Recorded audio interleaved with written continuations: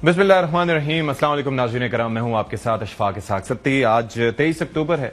23 अक्टूबर वो दिन है जब 3 साल पहले सीनियर एंकर पर्सन, सीनियर सहाफ़ी अरशद शरीफ साहब शहीद हो गए थे। आज उनकी तीसरी बरसी है, तो उनको लाजमी तौर पर अपनी दुआओं में याद रखिएगा। ज़ाहिर है पाकिस्तान की सहाफ़त का एक बड़ा नाम और एक बड़ा नुकसान जो कि पाकिस्तान की सहाफ़त को पहुंचा। इससे हटके अगर हम बात करें मुल्क की सियासत में आज क्या हो रहा है, आज की अब तक की जो बड़ी खबर है वो सामने आई, जो कि that was on the cards कि टीएलपी पर पाबंदी लगाने का फैसला हो गया। अच्छा, ये हुआ ये है बेसिकली कि पंजाब हुकूमत की जानिब से एक सिफारिश की गई थी, अब वफाकी काबीना ने उसकी मंजूरी दी है, लेकिन अभी और भी मराहिल हैं जो तय होने हैं। अब फिर वजारत दाखिला को कहा गया है कि वो मामला भेजे सुप्रीम कोर्ट को, और फिर सुप्रीम कोर्ट उस पर फैसला करेगी, और वहां पर कहा गया है कि जी टीएलपी को भरपूर दिफा का मौका दिया जाएगा। तो हम इसके मुजमरात पर भी बात करेंगे कि ये मकसद क्या है पाबंदी का, क्या हासिल किया जाएगा, और क्या अब समझ लिया जाए कि ये पाबंदी हो गई है या फिर मजीद चांसेस हैं टीएलपी के पास। और इससे पहले भी हमने देखा कि बाज़ सियासी जमातों के अगर पाबंदी भी लगाई जाए तो उसके बाद भी वो नाम तब्दील करके मैदान में आ जाती हैं। तो इस बार ऐसा क्या होगा, एक तो ये चीज़ है। दूसरा, मुलाकात बिलाखिर नहीं हो पाई, आज भी नहीं हो पाई। तो सोहेल आफरीदी साहब वजीर आला हैं खैबर पख्तूनख्वा के, और उन्हें अपनी काबीना की तश्कील का अमल अंजाम तक पहुंचाना है, लेकिन जिस तरीके से वो कहते हैं ना कि started off on the wrong note, तो वही वाला मामला है कि बयानबाजी शुरू में हो गई। यहां पर भी आपने देखा कि अता तारर साहब और इख्तियार वली साहब ने गुफ्तगू की, फिर उसके बाद वहां से जवाब सामने आया जब वो मुंतखब हुए, और अब यह है कि शहबाज शरीफ साहब के फोन करने के बावजूद भी जो एक इजलास था वो शरीक नहीं हुए उसमें, और अब ये एक मुहाज़ारे की सी कैफियत बन गई है। आज यहां पर पहुंचे थे, एंटिसिपेटेड था कि शायद मुलाकात की इजाजत मिल जाए, लेकिन नहीं हो सका। अब इस पे कहां तक मामला पहुंचेगा, आज उन्होंने धरना भी दिया अलामती एक लिहाज से, लेकिन किस तरीके से सूबे के मामला चलेंगे और क्या यह मुहाज़राई जारी रहेगी, ये भी हम बात करेंगे। बाकी पाकिस्तानी अवाम की अगर हम बात करें तो एक चीज में रेफ्यूज ढूंढती है, और वो है जनाब खेल। और हमारी एक वाहिद अयाशी ये होती है कि हम क्रिकेट देखते हैं और उसके बाद उसमें बड़ी खुशी का एक मतलब हमारे लिए सामान होता है। तो पहला मैच हम जीत गए थे, उसके बाद ये एंटिसिपेशन थी कि शायद पिंडी टेस्ट में भी हम टफ टाइम दें, लेकिन यहां पर पहले इनिंग्स में अच्छा स्कोर करने के बाद ये अलग बात है कि हमारी विकेटें किस तरह से गिरती हैं, उस पर भी मैं डिस्कस करूंगा आगे चल के प्रोग्राम के अगले हिस्से में। लेकिन एक चीज बड़ी अजीब है कि जब एक विकेट गिरे तो फिर लाइन लग जाती है, और दूसरी जानिब हमने साउथ अफ्रीका को देखा कि पहली इनिंग्स में जिस तरह से उनकी 2 विकेटों ने 150 से ज्यादा रन का इजाफा किया, और फिर हमारी अभी जो टीम जिस तरीके से 138 पर ढेर हो गई, तो उसके बाद चिरागों में रोशनी नहीं रहनी थी। तो इस पर भी हम बात करेंगे कि कैसे खेले और कैसे खेलना चाहिए था, एक मौका था आपके पास। तो जो मेहमान है उनका तारुफ आपसे करवाए देते हैं। फैसल चौधरी साहब हैं, वकील हैं पीटीआई के, और इसके साथ साथ मोहसिन शाहनवाज रांझा साहब मुस्लिम लीग नून के रहनुमा है, वो भी हमें ज्वाइन करें। और जरा ये जो कानूनी मामला है उन पर जरा हम डिस्कशन कर लेते हैं। तो कंवर मोहम्मद दिलशाद साहब हमें ज्वाइन कर रहे हैं, ये साबिक सेक्रेटरी हैं इलेक्शन कमीशन के। बहुत शुक्रिया कंवर दिलशाद साहब, और जरा हमारी रहनुमाई कीजिएगा कि ये तहरीके लब्बैक टीएलपी पे जो पाबंदी का फैसला किया गया है, अब ये मंजूरी दे दी है, तो मंजूरी का मतलब क्या हुआ कि हो गई पाबंदी, या अभी और मराहिल भी हैं जिस तरह से मैं अपने इब्तदाइये में बयान कर रहा था? अभी तो वफाकी हुकूमत ने अपना एग्जेक्टिव ऑर्डर पास किया है। अच्छा। वफाकी हुकूमत जो है उसको बाकायदा इख्तियारात हैं कि वो किसी सियासी जमात को जो आइन के आर्टिकल 17 सब सेक्शन 3 की खिलाफ वर्जी करते हुए जिससे स्टेट को नुकसान पहुंचे, स्टेट के वफादात को नुकसान पहुंचे, उसको वो कदम करार दे सकती है। अब ये हमारी आज की वफाकी काबीना ने सूबाई गवर्नमेंट पंजाब की सिफारिशात पर अपना फैसला कर दिया। अच्छा। अब वजारत दाखिला जो है वो इसको रेफरेंस भेजेगा supreme court of Pakistan. Okay. तो सुप्रीम कोर्ट ऑफ पाकिस्तान ही आखिरी अथॉरिटी है, उसके फैसले के बाद ही वो जमात कदम करार दी जा सकती है। और जब तक सुप्रीम कोर्ट का फैसला नहीं आता तो कोई जमात भी कदम करार, सिर्फ एक कागजी कार्रवाई हो गई, एग्जेक्टिव ऑर्डर हो गया, लेकिन अमल दरामद होगा जो सुप्रीम कोर्ट ऑफ पाकिस्तान वफाकी हुकूमत के फैसले की तौसीक करेगी। अगर सुप्रीम कोर्ट ऑफ पाकिस्तान ने वफाकी हुकूमत के फैसले की तौसीक कर दी तो फिर इलेक्शन कमीशन पाकिस्तान को जो है बाकायदा सुप्रीम कोर्ट ऑफ पाकिस्तान का ऑर्डर पहुंच जाएगा, जजमेंट पहुंच जाएगी। तो फिर इलेक्शन कमीशन पाकिस्तान उस पार्टी के जो मेंबर कौमी असम्बली हैं, सूबाई असम्बली हैं, या लोकल गवर्नमेंट के मेंबर हैं, वो सब के सब डिस्ट्रीट हो जाएंगे, और उनके अकाउंट जो हैं वो जब्त हो जाएंगे इलेक्शन कमीशन पाकिस्तान के नोटिफिकेशन के मुताबिक। अच्छा। और तमाम दफातर जो हैं वो भी सील हो जाएंगे, जब्त हो जाएंगे, मुजमत हो जाएंगे, और वो पार्टी कलदम करार जो होगा वो इलेक्शन कमीशन के फैसले के नोटिफिकेशन के बाद हो जाएगा। अच्छा, अब मुझे ये जरा समझाइएगा कि ये जो रेफरेंस है अब 15 दिन के अंदर वजारत दाखिला भेजेगी सुप्रीम कोर्ट में, लेकिन सुप्रीम कोर्ट के अंदर कोई टाइम फ्रेम नहीं है कि कितने अरसे तक ये मामला चलता है, क्योंकि यहां पर ये तो नहीं है ना कि एक आपने विफाकी काबीना ने एक चीज भेज दी तो बस उसके ऊपर मिनो एन अमल होगा, बल्कि वहां पर बाकायदा इसके ऊपर बात होगी और दिफा का मौका दिया जाएगा टीएलपी को, ऐसे ही है?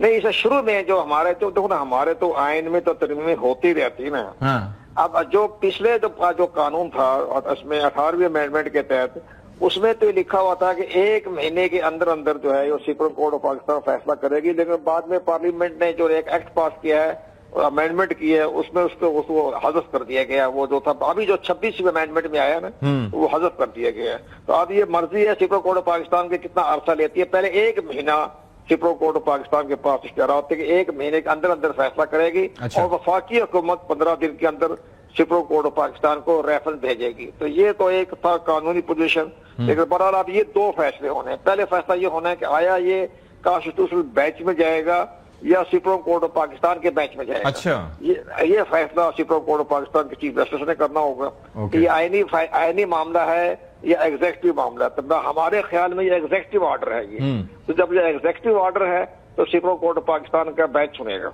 अच्छा, लेकिन मैं ये जानना चाह रहा था कि ये बाज मामलात में हमने देखा है कि एक आपने सिफारिश कर दी और एक आपने मंजूरी दे दी, तो उसके बाद बाज औकात मुख्तलिफ मौकों पर एक किरदार डाकखाने का रह जाता है, लेकिन यहां पर ऐसा नहीं है। यहां पर सुप्रीम कोर्ट खुद डिसाइड करेगी कि पाबंदी लगानी या नहीं लगानी।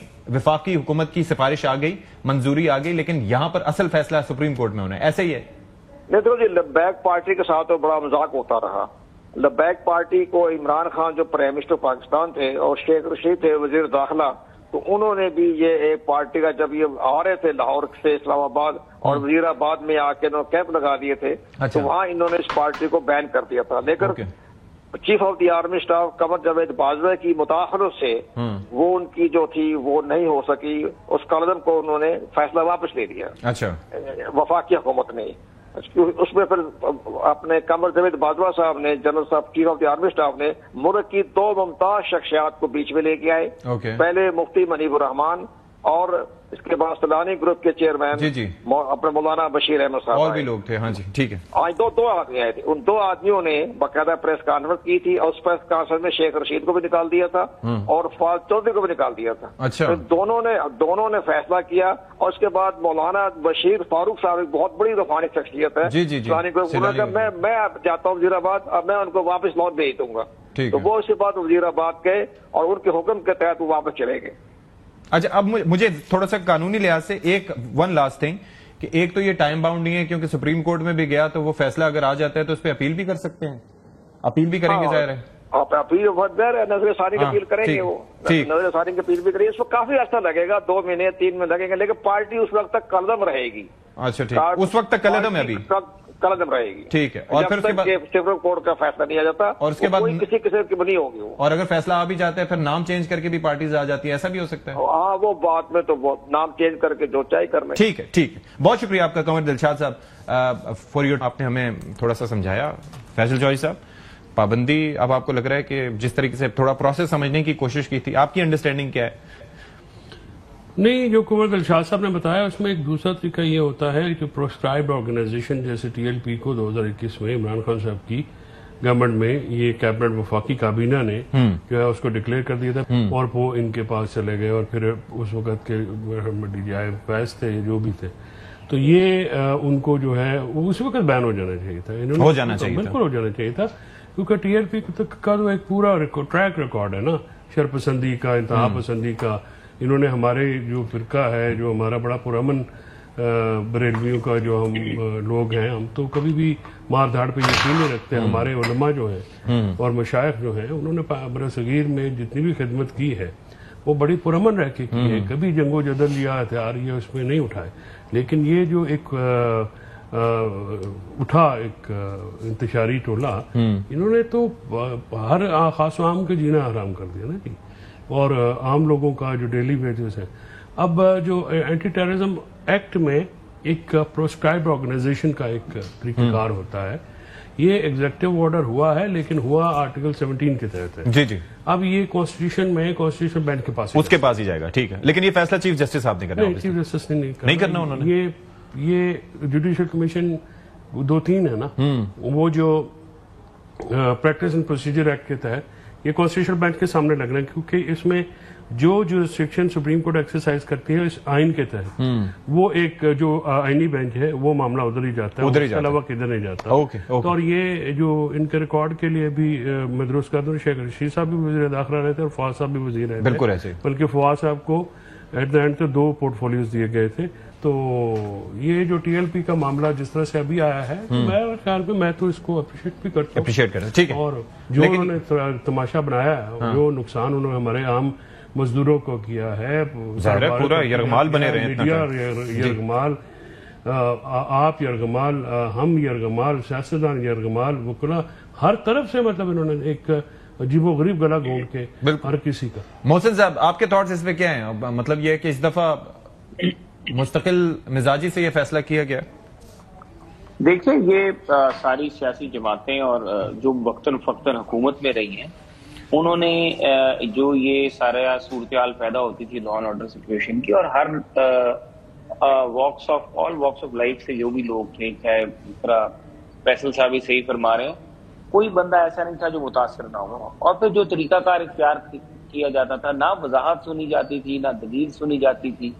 जिसको दिल चाहा उसको पकड़ लिया, उस पर इल्जाम लगा लिया, उसको एकदम उसके ईमान को क्वेश्चन कर दिया, और ईमान को क्वेश्चन करने के बाद उसके मुसलमानों ने भी शक शुबात खड़े कर दिए। ये सर्टिफिकेट देने का जो अमल था, ये बड़ा ही खतरनाक था। इससे माशरे में लाकानूनियत बढ़ती थी, फिरका वारियत जो है वो बढ़ती थी, आपस में तसादम के हालात पैदा हो जाते थे। तो ये जो सूरत हाल थी, और जिस तरह से ये फरमाया कि बरेलवी मसलक तो इतना हमेशा से, ये तो सूफीज़म से मुंसलिक, और इसमें हमेशा से बहुत जो टॉलरेंस, बर्दाश्त, सब्र, हमेशा से उनकी तबलीग का ये मेन जुज़ रहे। तो ये चीजें जो हैं ये एकदम अचानक मिस आउट होगी, और एकदम वो एक ऐसी तहरीक और एक ऐसी चीज की शक्ल इख्तियार कर गए जिससे लॉ एंड ऑर्डर सिचुएशन क्या, हर किस्म की जो सूरत हाल है, वो हर किस्म की सूरत हाल जो है वो अफेक्ट हो रही है। तो मैं समझता हूँ कि तमाम सियासी जमातें, सिर्फ मुस्लिम लीग नून ही नहीं, मुस्लिम लीग देखें यहाँ पे जो उन्होंने किया कि फलस्तीन में लोग खुशियां मना रहे हैं, वहां पे मिठाइयां तकसीम कर रहे हैं, कैदी रहा हो रहे हैं, और जब 2 साल ये जंग चलती रही, मसला चलता रहा, उस वक्त तो कोई उस वक्त खामोश थे। बिल्कुल ऐसे, दैट वाज द पॉइंट कि जब हो गई, बात खत्म हो गई, तो तब आप बाहर निकले हैं। तो कोई लॉजिक ही नहीं नजर आ रही। पता लग रहा था कि ये देयर इज सम एजेंडा, ये एक एजेंडे पे बाहर निकले, और किसी का ये एजेंडा है, और उस एजेंडे से क्या वो जो है वो डिविडेंड्स चाहते हैं, रिजल्ट क्या चाहते हैं, वो तो नजर आ रहा था कि ये लाकानूनियत चाहते हैं, इंस्टेबिलिटी मुल्क में क्रिएट करना चाहते हैं, या कोई ऐसी सिचुएशन करना चाहते हैं कि जो, और फिर एहतजाज अपनी जगह, लेकिन फिर पुरतशद्दुद होना वो एक अपनी जगह बड़ा पेनफुल चीज थी कि आप बेबस आवाम अपने आप को महसूस करें। इवन ये कानून नाफिज करने वाले इदारों के एहलकारों को जिस तरह से टारगेट किया गया। फैसल साहब, ये जो चांसेस होते हैं कि एक तो ये है कि प्रोसेस इसमें टाइम लगेगा, कि 15 दिन में उधर जाएगा, सुप्रीम कोर्ट में एक जाहिर है कि इसके ऊपर आईनी बेंच में इस पे डिबेट होगी, सारा सिलसिला होगा, फिर फैसला आएगा, फिर इंट्रा कोर्ट अपील का भी चांस है। तो ये आपको लगता है कुछ महीने लग सकते हैं। फिर साथ ही साथ बाद में ये भी होता है कि नाम चेंज करके ऐसा आ जाती है। तो इलेक्शन कमीशन को विजिलेट रहना चाहिए ना, कि अगर वही लोग आएंगे मुख्तलिफ नामों से। लेकिन ये मिसालें रही हैं ना पहले भी हमारे पास। मिसाल एक ही है, जो पॉलिटिकल पार्टी बैन हुई है भुट्टो साहब के दौर में, वो नैप नेशनल अवामी पार्टी, जिसको फिर बाद में ज़ियाउल हक साहब ने ANP के नाम, मुशर्रफ साहब ने भी ऐलान किया था, आपको याद होगा। नहीं किया था, लेकिन वो बैन है ना किया, जो प्रैक्टिकली सुप्रीम कोर्ट से जो बैन हुआ है वो नेशनल अवामी पार्टी नैप। जी जी। और उसको इराक की सफारत खाने से असरा हुआ। भुट्टो साहब के दौर में जो है वो काफी गैर जमहूरी काम हुए थे, उसमें से ये भी था। तो उन्होंने जो है ये किया कि नैब को बैन किया, फिर बाद में क्योंकि जनरल ज़ियाउल हक जो है, फिर उनके ऊपर एक वो हैदराबाद ट्रिब्यूनल में गद्दारी के मुकदमे हसबंद यार वगैरह के ऊपर चलाए गए। तो ये फिर बाद में 80s में जब ज़िया साहब आए, जनरल ज़िया आए, तो उन्होंने फिर इसको रिवर्स किया, फिर नाम भी चेंज कर लिया। नाम फिर उन्होंने देखे ना, ये तो फिर अगर ऊपर वाले चाहते हैं तो वो फिर जो मर्जी करा लें। तो ये इलेक्शन कमीशन की जिम्मेदारी है। ज़ाहिर है जब कोई पॉलिटिकल पार्टी रजिस्टर्ड होती है, अगर इतना नाइव काम करना है तो फिर ये बैन करने की क्या जरूरत है? मतलब फिर तो ये खच ना ही मारे, अगर तो प्रॉपरली उसको करना है। और मेरा नहीं ख्याल कि इस वक्त जो फैसला साज हैं वो इसमें उसके डेटर होते हैं। लेकिन कंवर दिलशाद साहब कह रहे हैं कि ये अभी से जब तक फैसला आता है ये कलदमी तस्वर होगी। नहीं, वो तो एग्जेक्टिव ऑर्डर हो गया ना जी, उनके तो अकाउंट्स भी पहले से सीज हैं। उनके मैंने कहा ना कि एटीए में एंटी टेररिज्म एक्ट 1997 में प्रोस्क्राइब्ड ऑर्गेनाइजेशन जब आप डिक्लेयर करते हैं, स्टेट बैंक के लॉज हैं, देयर आर सेवरल लॉज, आप उनके जो है का अकाउंट्स एफआईए में नहीं फ्रीज हो जाते, नैब में फ्रीज हो जाते हैं। सो उसकी जो प्रैक्टिकल एक्टिविटी है एज ए पोलिटिकल पार्टी वो तो खत्म हो गई है। ठीक है। और इसका जो वो भी ठीक कह रहे हैं कंवर साहब कि अगर ये बैन हो जाती है सुप्रीम कोर्ट से भी, तो जो इनके मेंबरान हैं उसमें वैसे तो एग्जेक्टिव ऑर्डर के बाद भी वो जो मेंबरान असेंबली हैं उनको मुअत्तल किया जा सकता है और वो नहीं हो रह सकते।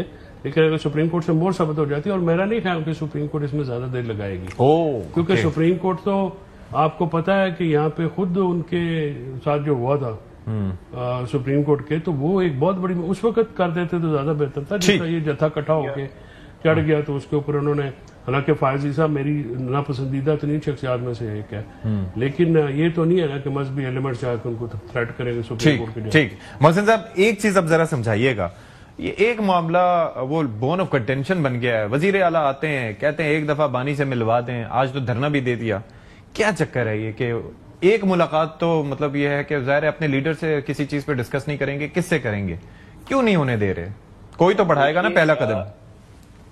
बात तो ये है कि हमें तो इस पे कोई एतराज नहीं, इसका एक कानूनी प्रोसीजर है, उन्होंने अदालत से भी रिव्यू कर रखा है और अदालत में महकमा दाखिला और बाकी जो लॉ इन्फोर्समेंट एजेंसीज हैं उनके मेरे ख्याल से जो रिप्लाईज हैं वो भी शायद वहां पर आ गए हों। वो ये लेटेस्ट सिचुएशन अदालत में जो है मुकदमे की, उसके हवाले से मेरे इल्म में नहीं है ये बात। नहीं, आपको क्या लगता है कि ये पंजाब हुकूमत के पास मामला है, किसके पास है, किससे बात करनी है? नहीं, पंजाब से नहीं, ये तो वजारत दाखिला से मुतल्लिका मामला होगा। इसके बीच में आपने जो परमिशन लिया, पंजाब हुकूमत की तो एक जेल है जो वहां पर कैंप जेल है और जिसकी बीच में वो कस्टडी में है, लेकिन इनकी मुलाकातों की जो इजाजत है और जिसकी नोयत के केसेस उनके ऊपर चल रहे हैं, उन केसेस से मुतल्लिका उनकी जो परमिशन है वो जाहिर उससे वजारत दाखिला जो है वही उसके ऊपर अपना रिप्लाई फाइल करेगी और शायद कोई और एक अदारा हो गवर्नमेंट ऑफ पंजाब का भी, लेकिन मेन तो वहीं से होगा। लेकिन एक बात मुझे समझ नहीं आती, देखिए इलेक्शन हम सब जीतते हैं, जब हम इलेक्शन जीत जाते हैं और हम ऑपोजिशन में हमारी जमात नहीं जीत सकती और हम ऑपोजिशन के बेंचेस पे बैठते हैं, तो हम ऑपोजिशन के बेंचेस पे इसलिए बैठते हैं कि हमने एक हल्फ लिया होता है, वो आइन का जो इसके साथ जो हम कहते हैं कि जी हम आइन के साथ दस्तूर के साथ खड़े रहेंगे, उस हल्फ पे पाबंद रहेंगे, उसमें फिर एक जब हम एक आइनी ओहदा संभाल लेते हैं तो फिर हमारे इर्द गिर्द एक ऐसा जिम्मेदारी का दायरा जो है वो आ जाता है जिसके बीच में रह के हमें अपनी दस्तूरी और आईनी जिम्मेदारियां निभानी पड़ती। ठीक है। जिसमें सबसे बड़ी जो तरजीह होती है वो आवाम की फलाह बहबूद होती है, खासतौर पे वज़ीर आला के ओहदे के हवाले से उस सूबे की आवाम की हर किस्म की जो चीज है जो 18वीं तरमीम के बाद सूबे की जिम्मेदारियां हैं वो सारी जिम्मेदारियां उसको निभानी पड़ती हैं। अब वफाक के बीच में एक तरफ एक अहम मीटिंग होती है, नेशनल सिक्योरिटी काउंसिल का इजलास होता है, वजीर आजम जो है कई दफा ये होता है कि हम इलेक्शन लड़ते हैं, हमारे इलेक्शन में हमारी यूसी में हमारा मुखालिफ जो होता है वो जमात का कैंडिडेट वो बाल दफा चेयरमैन बन जाता है और हम एक वैसी हमारे इलाके की रवायत होती है, हम उसको मुबारक भी दे देते हैं कि हमारा बंदा हार भी जाए और फिर हम उसको कई दफा अपने इजलासों में मीटिंग में भी बुला लेते हैं। और मेच्योर लोग जो है पुराने वक्तों में, अब तो जब से ये सियासत में बहुत ज्यादा एक खिंचाव पैदा हो गया, अब ये माहौल बदल गया है। पहले तो ऑपोजिशन और हुकूमत एक दूसरे के साथ बैठ के अपने मसाइल और हल्के भी हल कर लिया करते थे, बल्कि एक दो दौर तो ऐसे गुजरे कि ऑपोजिशन में बैठे हुए मेंबरान कौमी असेंबली को फंड भी दे दिए गए थे।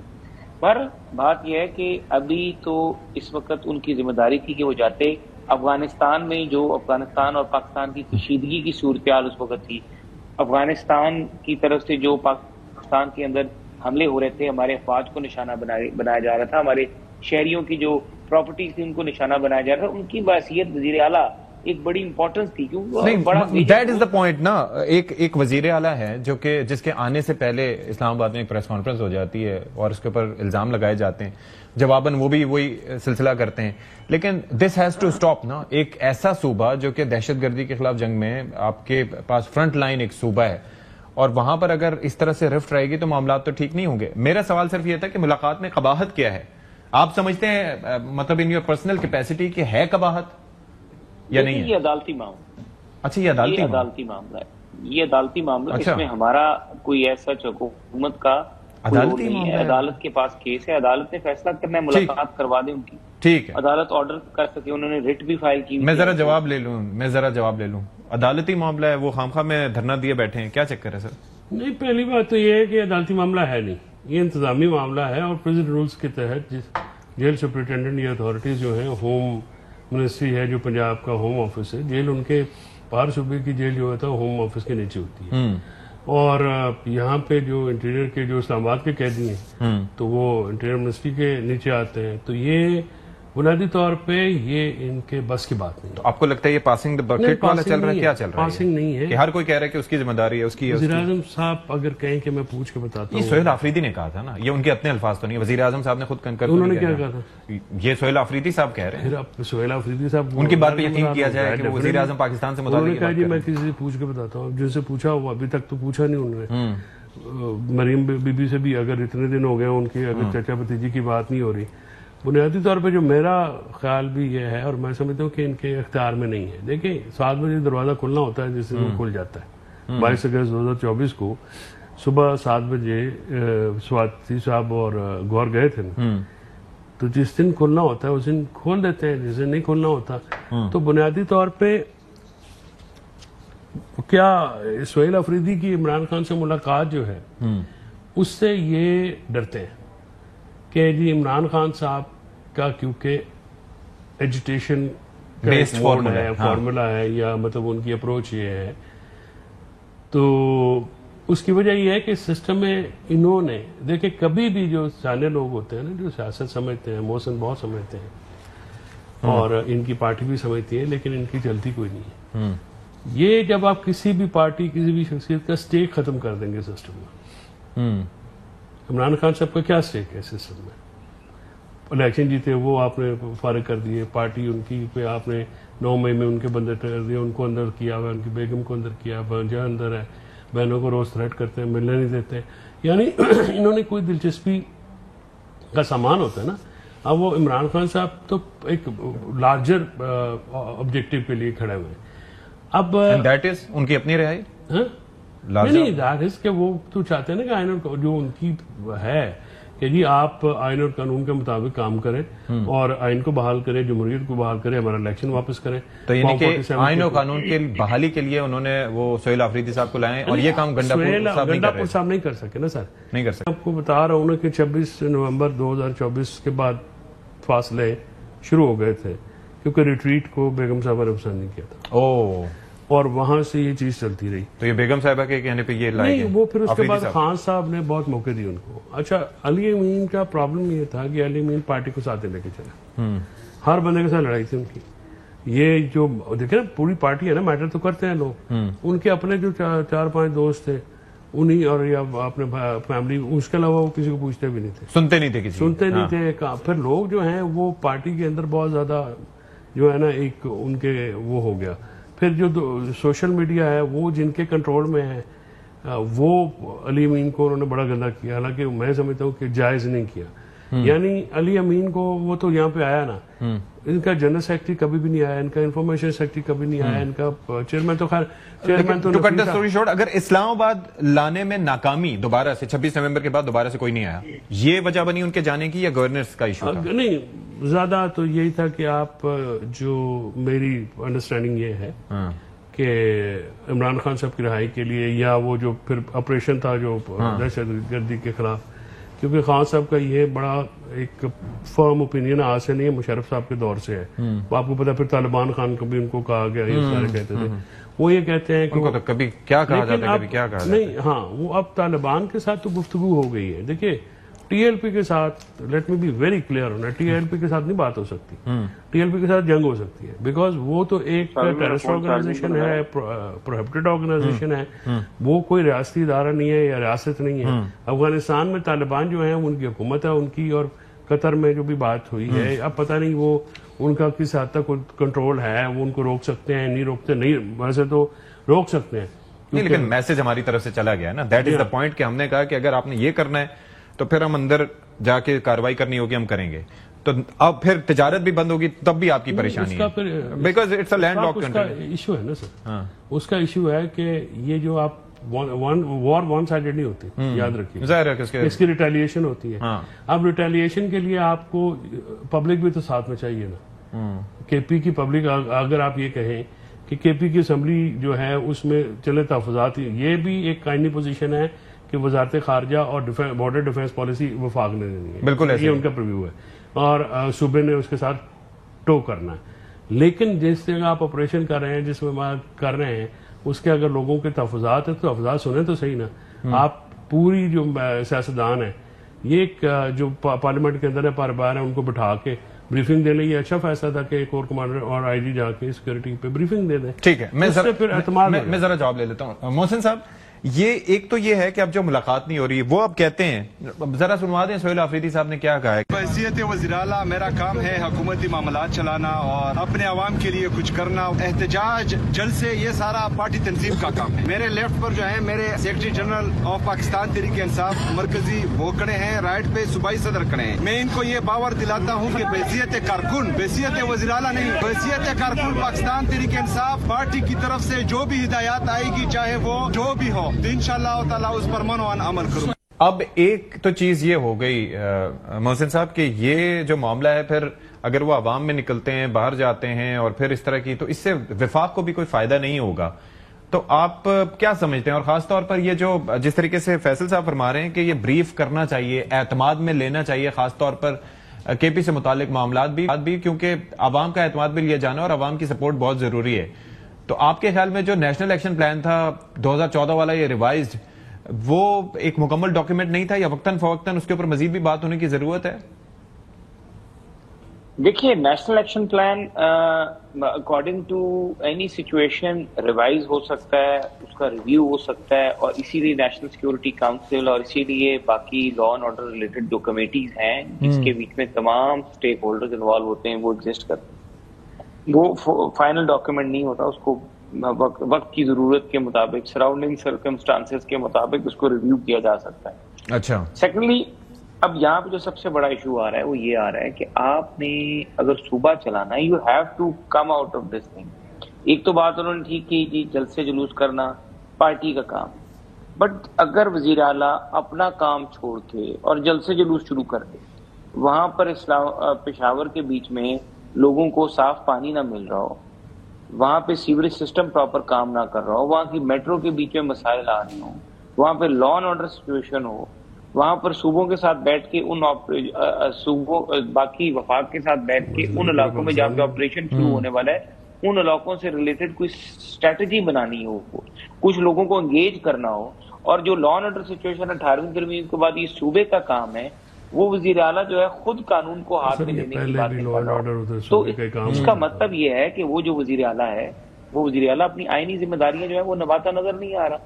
तो अगर वो अपनी आईनी जिम्मेदारियां निभाता नहीं, तो विफाक की सोच की तरफ जा रहा है। चलें, ये तो उनकी साइड से है ना, लेकिन पहले जो बयानबाजी हुई उसके बाद अब आपको क्या लगता है कि ये इसी तरीके से फिर अब चलता रहेगा? विफाक अपनी चलाएगा, सुबह अपने बयानबाजी उनकी चलती रहेगी? वफाक को जहां पर भी ये, अगर वफाक इनको खुद फोन करके, अब ये एक मुलाकात देखें, गंडापुर साहब की भी मुलाकात होगी, ये मुलाकात के लिए इसरार करें, इनकी भी हो जाएगी। अच्छा, लेकिन अपने सूबे के मामलात को, ये सूबे की आवाम जो है उनका क्या कसूर है कि वो बेचारे जो हैं, उनके जो बुनियादी हकूक हैं, अगर उनके वो बुनियादी हकूक जो उनको आइन देता है, और जहाँ पे इनकी हुकूमत है, जहाँ पे 3 दफा ये हुकूमत कायम कर चुके हैं, वो अगर उनको ना मिले तो ये ज्यादती है। ठीक है फैसल साहब, एक तो चीज ये जो एहतजाजी सियासत की बात हो रही है, एक अच्छा कंफ्यूजन बड़ी है। जुनेद अकबर साहब कहते हैं कि हम जाएंगे जी, प्रोटेस्ट करेंगे, बाकी दो कहते हैं, बैरिस्टर गौहर साहब और सलमान राजा साहब, कि नहीं जी ऐसा तो कोई प्लान ही नहीं है। अभी सोहेल आफरीदी साहब फिर कोई अलग बात करते हैं। एक तो ये यकसुई क्यों नहीं है बयानात में? दूसरा, क्या पार्टी इस काबिल है कि सोहेल आफरीदी साहब बंदे लेके इस्लामाबाद जाएं जैसे कि उनसे एक्सपेक्ट किया जा रहा है? केपी वाले तो हैं बिल्कुल, और 100% और अगर ये डिसीजन हो गया, ये दोनों तो खैर गौर तो और तरह का आदमी है, वो तो हमेशा ये क्या ही देता है। सलमान राजा तो कभी गया ही नहीं, वो तो बकरी हो जाता है, वो तो डरता है, और वो कभी एहतजाज में नहीं गया। सेक्रेटरी जनरल है आपकी पार्टी के? यार सेक्रेटरी जनरल वीक नहीं हो सकता, सेक्रेटरी जनरल डर नहीं सकता, सेक्रेटरी जनरल लेकिन ऑर्डर तो पास ऑन कर सकता है ना। नहीं, ऑर्डर ही पास ऑन करते हैं ना, उसके अलावा कभी गया कभी किसी अपने हल्के में एक रैली नहीं निकाली। ये तो कहीं भी बैठे रहते हैं, ये विकास और ये सारे, ये तो अपने हल्कों में जाते ही नहीं। आलिया हमजा चलाती है पंजाब, उसके खिलाफ साजिशें करते रहते हैं। ठीक है, अब इशू ये है कि ये सोहेल अफरीदी और जुनैद अकबर खान वगैरह जो है ना, ये जो डाई हार्ड, अब ये मोहसन साहब ने जो बात की है कि जी पानी के मसले, तो भाई ये पंजाब में कौन सी दूध और शहद की नहरें हैं, सिंध में कौन सी है, ये तो पूरे पाकिस्तान में मसला है। कंपैरेटिवली क्या कंपैरेटिव, मतलब मैं आपको बताता हूँ, पंजाब के साथ मैं आपको बताता हूँ, पंजाब इज वर्स्ट सूबा at this point in time. किस तरह से? हर तरह से, ना हेल्थ है, ना एजुकेशन है, प्राइवेटाइज आप कर रहे हैं, ना रोड्स हैं, इंफ्रास्ट्रक्चर है। वो आप हेलमेटों पे और लोटों पे तस्वीरें लगा के बीबी, अच्छा तस्वीर लगाना, तशहीर एक लिहाज से एक अलग चीज है, आला जो है वो लेकिन तो उसको कम से कम सिंध से तो कंपेयर ना करें। मतलब तुसी एक चक्कर ला के आओ कराची दा, फिर तुसी गल करो। नहीं, कराची का सिस्टम बहुत बेहतर है एज कम्पेयर टू पंजाब।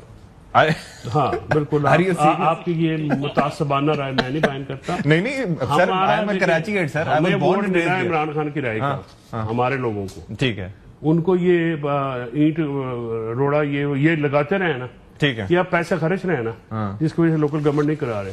जरा अगर एक फ्री एंड फेयर इलेक्शन करा ले, ये अगर 90/10 का, ये अभी जो मोहसिन शाह नवाज का इलेक्शन हो रहा है इनके इलाके में जिमनी, अब ये कहेगा हम जीत जाएंगे। एक जरा ये इलेक्शन कमीशन आजादाना लगाए ना, और आपके सामने बाय इलेक्शन आप हार गए थे, धुन का चक्कर भी वहीं पे हुआ था। वो आप पीटीआई की हुकूमत थी उस दौरान, हार गए थे।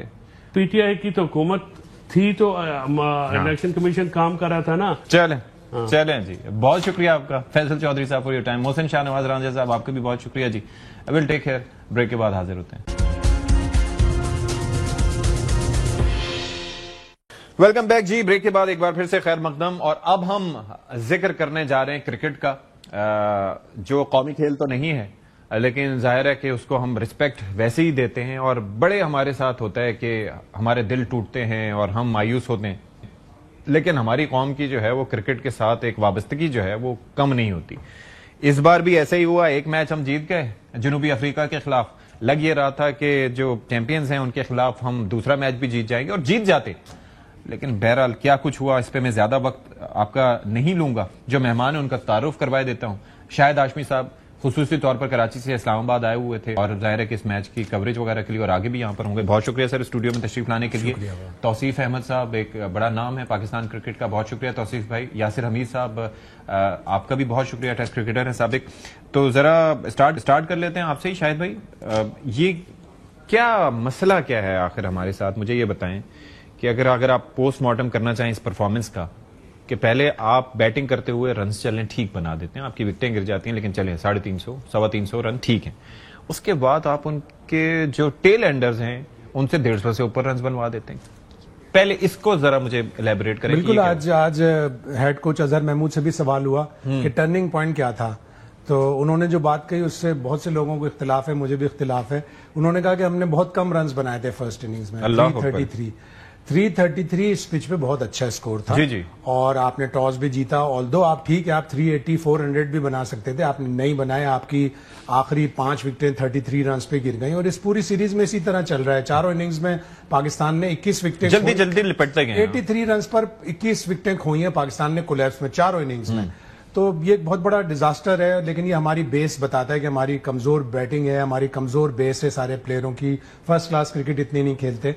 तो वो टर्निंग पॉइंट नहीं था। टर्निंग पॉइंट वो था जब आपने उनके 221 पे 7 आउट कर लिए थे, और आसिफ अफरीदी ने 5 विकेटें ले ली थी। उस मौके पर कप्तान ने नई गेंद ली, नई गेंद से 39.4 ओवर में 183 रन बन गए, और सिर्फ 3 क्योंकि वो बॉल बैट पे से ही आ रहा था, उन्होंने खत्म कर दिया। 71 की लीड बहुत अच्छी लीड थी, कंसीडरिंग द फैक्ट कि हम सेकंड इनिंग बहुत ही बुरी खेलते हैं। यासिर हमीद, मुझे ये बताएं कि ये जो कोलैप्स है बैटिंग का, इसके अंदर एक तो जाहिर है कि मैं देख रहा हूं ओवरऑल ही कोलैप्स है। दरमियान में कोई टिक जाता है तो टिक जाता है, वरना बड़ा एक आसान से कैजुअली आउट हो जाते हैं। क्या वजह है? क्या विकेट इतनी मुश्किल थी पहली इनिंग्स में भी कि हम एकदम ही विकेटें गवा बैठे? क्या चक्कर है? देखिए, विकेट जो हम लोग बना रहे हैं, हम सबको पता है कि पाकिस्तान जो हमारी जो स्ट्रेटेजी है ब्रेक विकेट्स की है, तो पहली इनिंग का तो हमेशा से एडवांटेज रहेगा। हमने पहले टेस्ट में भी देखा है पहली इनिंग में हमने रन अच्छे किए थे, तो उसी की बेस पे हम वो पूरा टेस्ट मैच जीते हैं। इसमें भी रन कम रनों की बात, जो कम रनों की बात है, मेरे ख्याल से मैं भी एग्री नहीं करता इस चीज से कि यार 333 इज लॉट ऑफ रन्स, ठीक है, लेकिन हमारा जो टर्निंग पॉइंट था वो अभी शाहिद भाई ने भी जो बात की, आसिफ अफरीदी जब 5 आउट कर गया है वो, और आपको पता है यार डेब्यूटेंट है, और डेब्यूटेंट जब परफॉर्मेंस देता है तो वो एक पॉजिटिव वाइब लेके आता है टीम में, ठीक है, टीम उसके साथ नया प्लेयर है, परफॉर्म कर रहा है तो पूरी टीम खड़ी हो जाती है। तो मेरे ख्याल से वो एक बहुत बड़ी मिस्टेक की है एज ए कैप्टन शान ने, जो कि वहां पे उससे बॉल लेके और उसने बाकी बॉलर्स को ट्राई किया, नंबर 1। नंबर 2 देखे आपने कोलैप्स की बात की, तो कोलैप्स तो मैं समझता हूँ कि हमारा ये शुरू से ही प्रॉब्लम है। मैं खुद 225 के करीब फर्स्ट क्लास मैचेस खेला हूँ।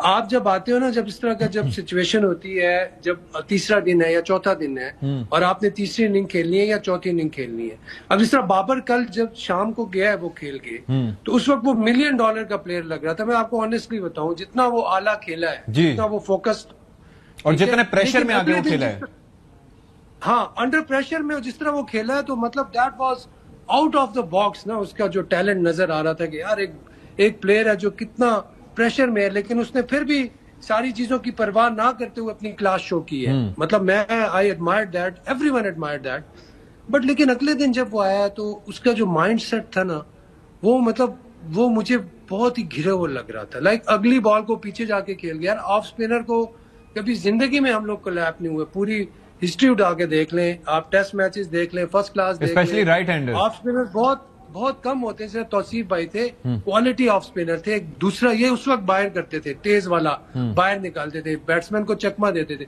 ये तो इतना छोड़ के बॉल कर रहा है, आप 2 कदम लेके कितना टर्न कर लेगा यार, पैड मारो। लेकिन बॉल नीचे रह गई थी साइड से। नहीं, आई मीन माइंड सेट नहीं था, माइंड सेट वो नहीं था, इतना प्रेशर लिया था कि यार हम पूरा दिन किस तरह बैटिंग करेंगे। तो ये चीजें जो है ना, ये मैनेजमेंट जो होती है वो अब उनका काम होता है साइकोलॉजिकल। दूसरा ये है कि चांसेस देने की बात होती है ना टीम में, कि फलां प्लेयर को चांसेस दिए जाएं, तो चांसेस देने का मकसद ये होता है कि इस मैच में यानी कि उनको खिलाया जाए।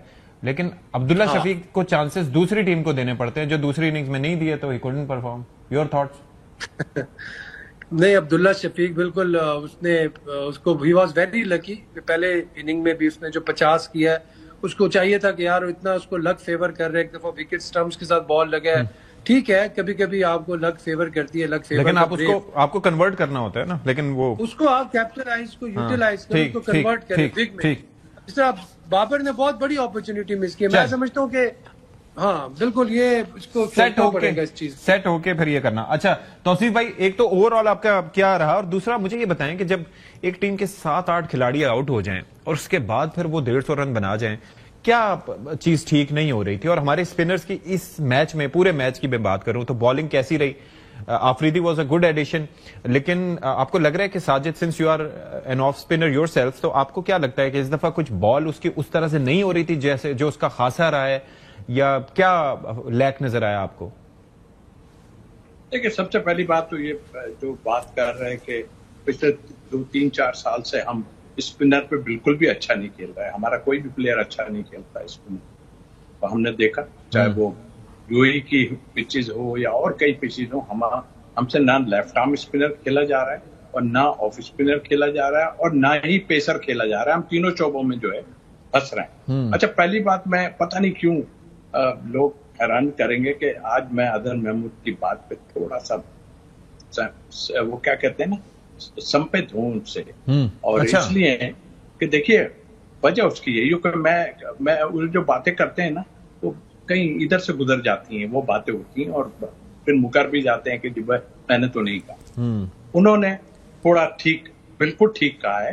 देखिए, आपके प्लेयरों ने पहली इनिंग में, देखिए टॉस जीते ना, सबसे बड़ा कि टॉस जीत गए, टेस्ट मैच जीत गए। आप ये बताइए कि पिच उस वक्त इतना कुछ नहीं कर रही जैसा कि किसी टाइम में हम पिछले सीरीज में पहले उससे धूल उड़ रही थी। पिच बहुत अच्छी थी इस पे, या पिछले टेस्ट में भी अच्छी थी। देखिए, आपके बैट्समैन ऐसे खेल रहे हैं, पहले दिन के गेम में 250 रन पहले दिन की खेल में नहीं, 300 प्लस होने चाहिए थे।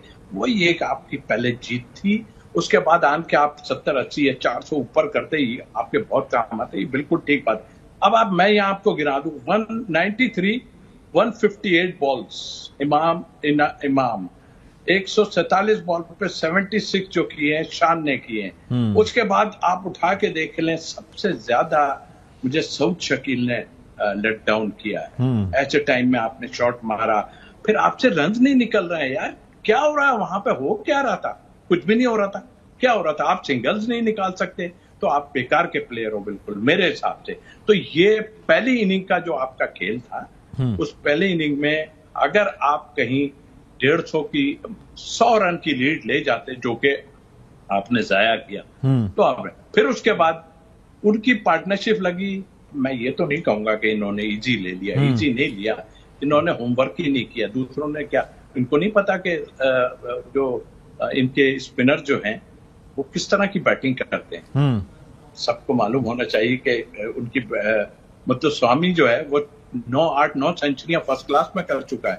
ओके जी, मतलब आपने वो बॉलिंग की नहीं। फिर तीसरी बात कि आपने जो शाहिद भाई भी इस पे डेफिनेटली एग्री करेंगे, आपने नया बॉल नहीं लेना चाहिए। नहीं लेना चाहिए। आपने नया बॉल लेके एक विकेट जरूर आपने जल्दी ले ली थी उनकी, लेकिन उसके बाद जिस तरह की उन्होंने क्रिकेट खेली, वो इसी तरह की क्रिकेट इस पिच पे खेली जा सकती थी। आज मैंने देखा कि सलमान अली आगा थोड़ा सा अटैक कर रहे थे तो रन बनने शुरू हो गए थे। आप इतना प्रेशर में आ रहे हैं यार, उनके ऑफ स्पिनर से प्रेशर में आ रहे हैं आप, उनके लेफ्ट देखिए, उनकी स्ट्रेटेजी देखिए। पहले टेस्ट में मतलब स्वामी ने 10-12 आउट किए जितने, उसको अगले इसमें उन्होंने बॉलिंग ही नहीं कराई थी पहले। लेकिन मैं एक चीज कह रहा हूं कि बाज औकात परफॉर्मेंस मैच के हवाले से होती है ना। मैं यहाँ पर स्कोर कार्ड ही देख रहा हूं तो स्टब्स ने जो है वो 205 गेंदें खेल के 76 रन बनाए।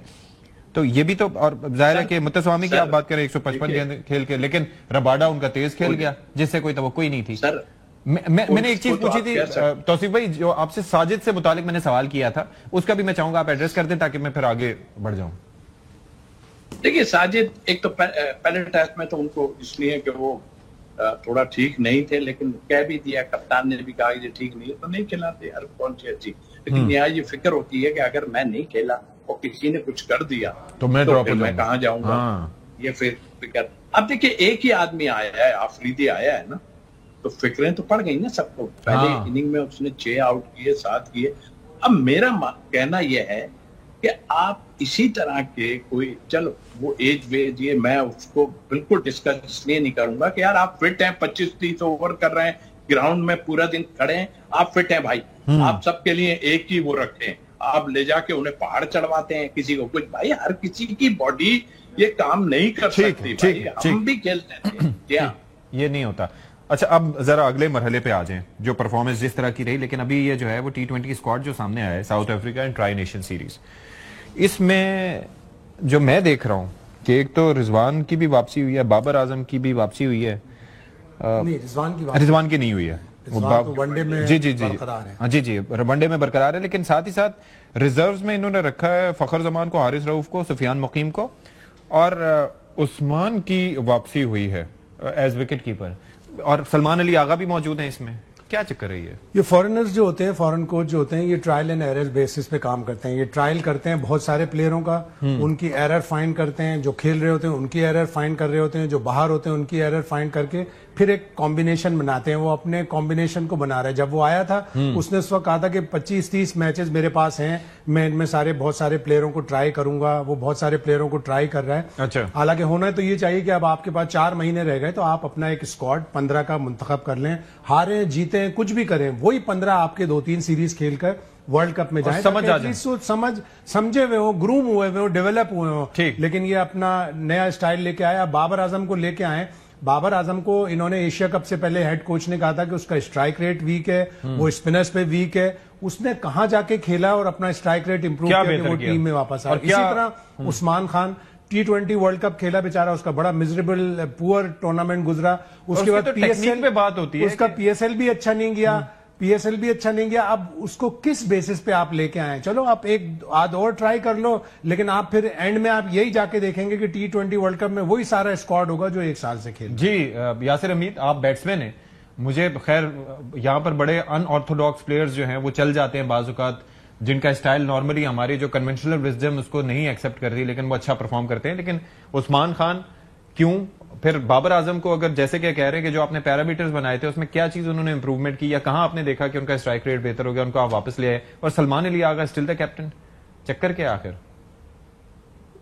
देखिए, इससे तो एक चीज मेरे ख्याल से जो मुझे लग रहा है वो यही है कि मेरे ख्याल से सलमान अली आगा के साथ ही परसिस्ट करना चाह रहे पाकिस्तान क्रिकेट बोर्ड, और इन्होंने प्रिंसिपल डिसीजन लिया हुआ कि यार हम सलमान अली आगा को ही कैप्टन बनाएंगे वर्ल्ड कप तक, क्योंकि जिस तरह इंडिया से 3 मैचेस हारे हैं हम लोग साउथ एशिया कप में, तो कोई और कैप्टन होता या कुछ और इस तरह का डिसीजन ना हुआ होता तो सलमान अली आगा को अभी तक चेंज कर चुके होते।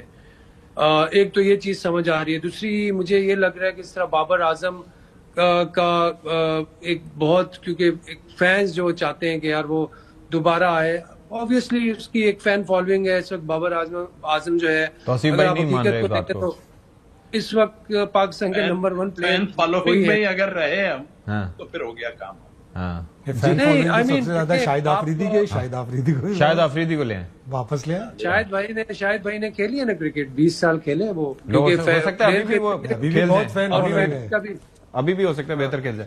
तो मेरे ख्याल से बाबर को सर ये तौसीफ भाई आपकी तरफ आ रहा हूँ। तौसीफ भाई एक जरा मैं कंप्लीट कर ले यासिर भाई जी। हाँ, मेरे ख्याल से बाबर को एक दफा वो ट्राई करके, वो शायद ये चाह रहे हैं कि यार बाबर वो शेल है ना उसको क्रैक कर ले, वो T20 का अल्लाह अकबर स्ट्राइक रेट बेटर करें। उसने ये सोचा मैंने बाबर आजम को स्ट्राइक रेट पे हटाया कि 128 129 नहीं चाहिए, जिनको खिलाया था उनका भी इससे बुरा है, तो चलो बाबर आजम को ही ले लेते हैं। अंधों में काना राज।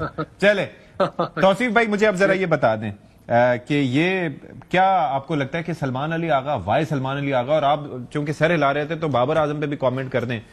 वो कहते हैं कि पब्लिक डिमांड है। बाबर देखिए, वो जो पब्लिक नहीं हम किसी के उस पर नहीं कर सकते। ये कौन सा मुल्क है, ये कौन से मुल्क की आवाम है। आई एम सॉरी टू से कि एक बंदा इतना अच्छा खेल रहा है और वो सोच रहे हैं कि ये आउट हो, तो पब्लिक सोच रही है कि बाबर अंदर जाए। यार हाउ कैन, यार ये क्या बात कर रहे हैं यार। इस तरह की तो नहीं होती पब्लिक कभी भी भाई।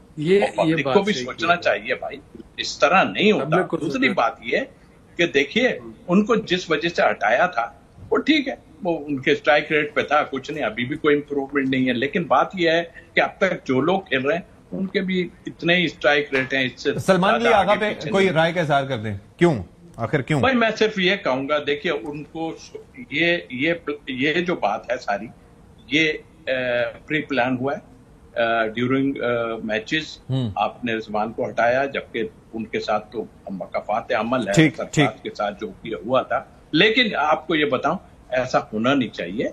अब बनाने का एक फैसला जो किया गया है ना, वो इसीलिए किया गया है कि टीम में प्रॉब्लम्स हैं।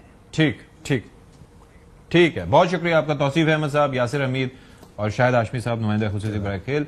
यहां पर एक ब्रेक लेते हैं, ब्रेक के बाद वापस आएंगे और प्रोग्राम कंक्लूड करेंगे। ब्रेक के बाद प्रोग्राम में खैर मकदम आपका। और प्रोग्राम के आखिर में भाई आपने एक फैसला करना है तो कर ले, लेकिन जिस बुनियाद पे आप प्लेयर्स को निकालते हैं या वापस लाते हैं तो उसके पीछे क्या विजडम है, क्या सोच है, ये जरा बयान करना जरूरी है। और बाबर आजम को आप वापस लाएं, वेल एंड गुड, लेकिन क्या वो T20 में अच्छा परफॉर्म करेंगे?